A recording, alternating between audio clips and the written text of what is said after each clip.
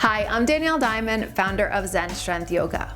One of the most requested poses I get when I'm teaching is for pigeon pose, which isn't surprising because so many of us hold most of our tension in our hips. Whether we're seated all day at a desk, driving for long periods of time, or that's just where we naturally hold a lot of our stress, we get tight there. And pigeon pose is a great way to release it. It not only opens up the hip flexors and the hip rotators, it also can help ease low back pain, and for some people help with sciatica. So it's a great pose to practice. I like to do it while I'm watching television.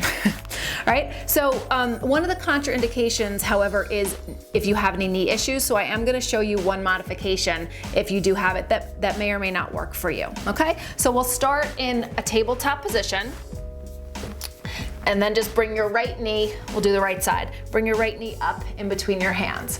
Keep your toes tucked and look back, right? So one of the things that happens here is that we'll put our leg back and our legs like all out to the side, or our toes are sickling in. Before you come into the full version of the pose, you really wanna make sure that your alignment is correct. So you wanna look back and make sure that your hip, knee, and ankle are all in one line. And then when you extend your toes, they're going straight back and not sickling in like a croissant.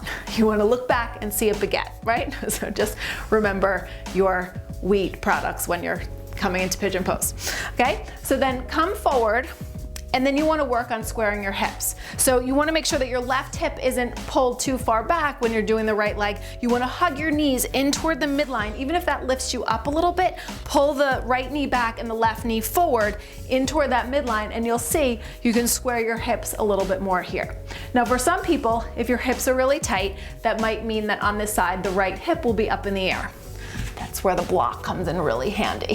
So if you have an aversion to using props, get over it, because they're a really great way to come into yoga poses that might be a little bit out of reach for you safely, okay? So you could take this block and just put it under your right hip, or a blanket, or a phone book. Not that you probably don't have a phone book anymore, but you could think of something, you can put it under your right hip to prop it up a little bit, okay?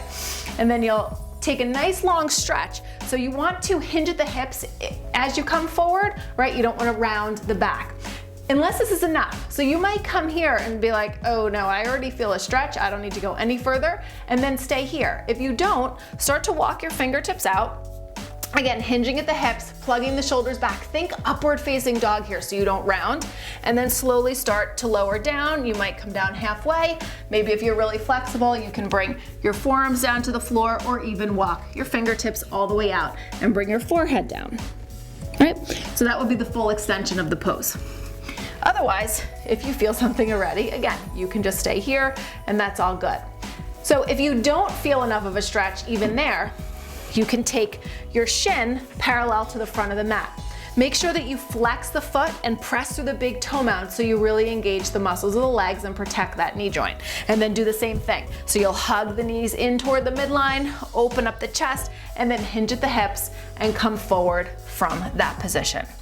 Now, if you have a knee issue and you think it's more of your hip, and you lift up and you put the block under your hip, that's putting a lot of external rotation and more pressure on your knee. So instead of putting the block under your hip, you want to gently lift your knee up, right behind your knee, and the top of the part of your thigh right above your knee, and put the block there. So yes, your hip will be a little bit lifted, but you'll be supported with the block there under your knee, and it will protect your knee joint from overextending there. And that's a great way to still be able to do the pose, yet be safe about it.